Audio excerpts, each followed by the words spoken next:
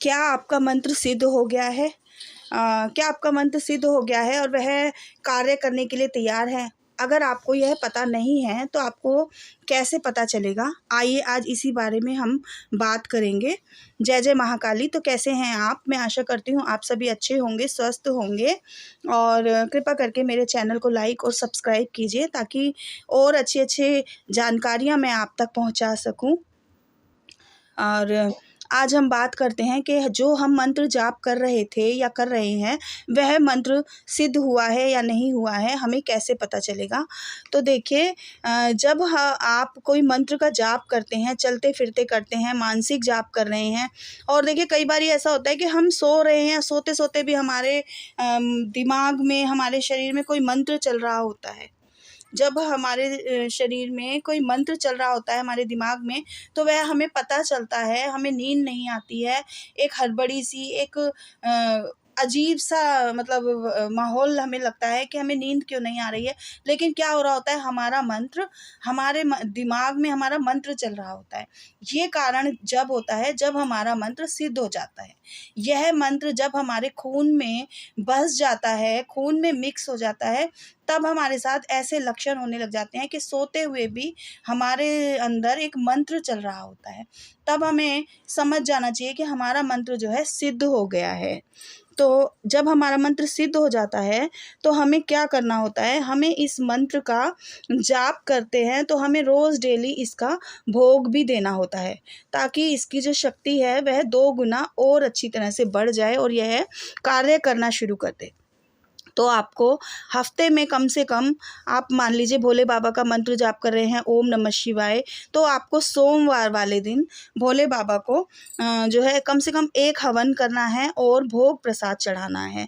मंत्र के लिए कम से कम 5 जोड़े, 2-2 लौंग के 5 जोड़े ओम नमः शिवाय स्वाहा, ओम नमः शिवाय स्वाहा, इस तरह से कह के कपूर पर या कंडे पर जलाकर उसका भोग ज़रूर देना है आपको। 5 जोड़े दे सकते हैं, 11 लौंग के जोड़े दे सकते हैं। इससे जो है आपके मंत्र की शक्ति 2 गुनी हो जाएगी।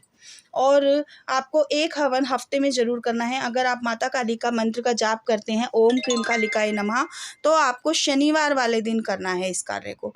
आप शनिवार वाले दिन करेंगे और शनिवार वाले दिन माता काली का भोग प्रसाद चढ़ाएँगे और जो है ना कम से कम 5 जोड़े या फिर 11 जोड़े इस मंत्र के भी ज़रूर देंगे। ओम क्रीम कालिकाय नमः स्वाहा, स्वाहा ज़रूर लगाना है आपको, तभी वह मंत्र की शक्ति अपना कार्य करना शुरू कर देती है, क्योंकि उसे उसका भोग मिल जाता है। देखिए, जो भी सिद्धि है हमारे पास, जो भी शक्ति है, उसे अपना भोग ज़रूर चाहिए होता है, क्योंकि जो हमारी एनर्जी है, हम जैसे हम उसको खर्च कर रहे हैं उस मंत्र की ऊर्जा को। आपने किसी की तबीयत खराब हो रही है और आपके घर कोई आया है या आपका बच्चा बीमार है, आपने वह मंत्र बोलकर किसी को उसको अपनी भभूत को अभिमंत्रित करके बच्चे को दिया है और वह बच्चा ठीक हो गया है, तो आपकी जो एनर्जी है, आपकी जो ऊर्जा है, वह ख़त्म हुई है। जैसे हमारे पास जितने पैसे होते हैं और हम उनको खर्च करते रहते हैं, तो एक दिन अगर हम काम नहीं करेंगे तो वह पैसा हमारा ख़त्म हो जाएगा।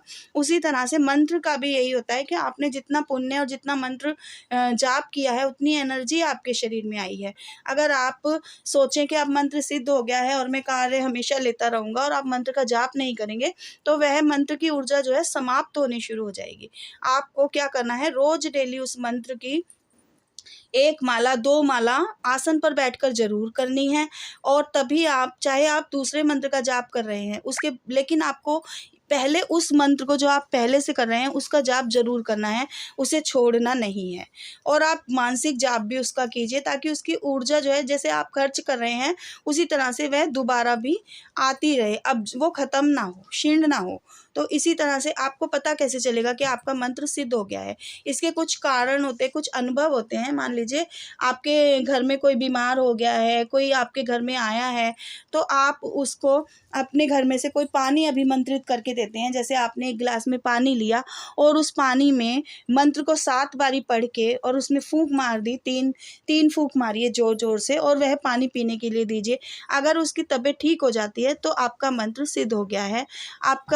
आप इससे किसी को झाड़ा भी लगा सकते हैं। जैसे आपने वो मंत्र 3 बारी पढ़ा, 7 बारी पढ़ा या 11 बारी पढ़ा और उसको पढ़ के 3 फूँक मारिए, वह जो है ना, अगर वह व्यक्ति ठीक हो जाता है तो इन कारणों से आपको पता चल जाएगा कि मेरा मंत्र फलीभूत हो गया है और वह सिद्ध हो गया है।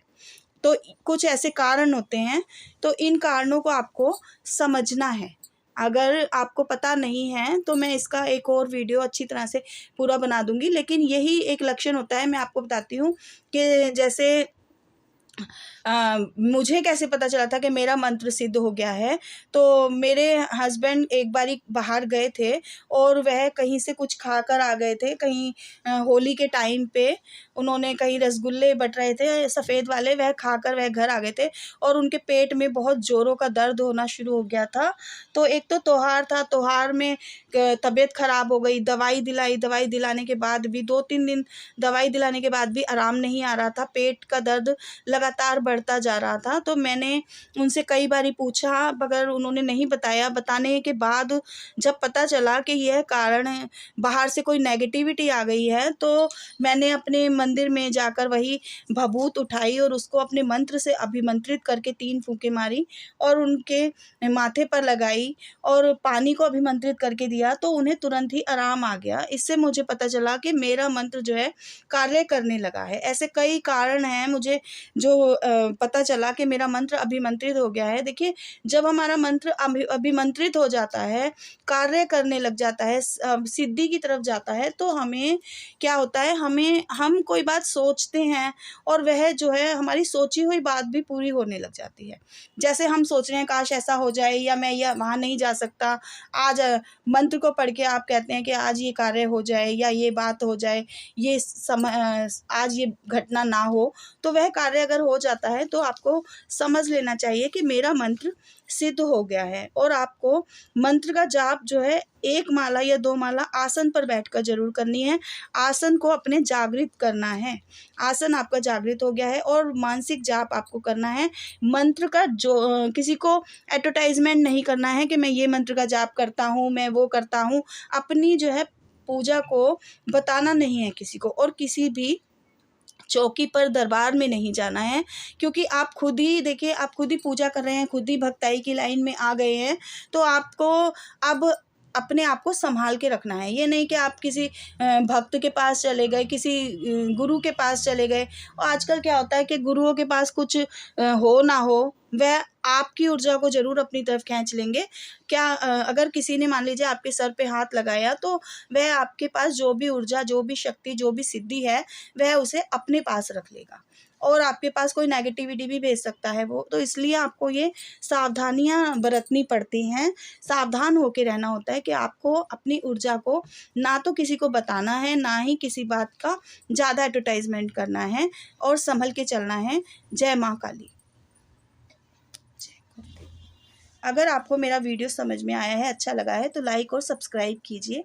जय माँ।